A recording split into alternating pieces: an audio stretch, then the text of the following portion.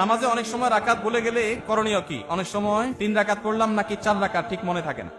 নামাজের রাকাত সংখ্যা নিয়ে যদি আমাদের সমস্যা হয়, এই সমস্যা তো প্রায় হয়, তাই না? আজকাল যে পরিমাণ দুনিয়ার ধান্দা, নামাজের রাকাতের হিসাব মনে থাকে না। তো রাকাত সংখ্যা নিয়ে যদি আমার ঝামেলা হয়, মনে না থাকে, তাহলে আমি কি করব? আমি দেখব যে আমার কোনটার দিকে প্রবল ধারণা জাগে। 3 রাকাত আর 4 রাকাত দুইটা নিয়ে সন্দেহ হচ্ছে। আমার বেশিরভাগ মনে হচ্ছে 4 রাকাত, তাহলে আলহামদুলিল্লাহ 4 রাকাতই আমি ধরে নিব। আর যদি বেশিরভাগ মনে হয় 3 রাকাত, তাহলে 3 রাকাতই আমি ধরে নিব। প্রবল ধারণা যেটা হবে সেটা আমি ধরে নিব এবং শেষে সিজদা সাও দিয়ে নিব।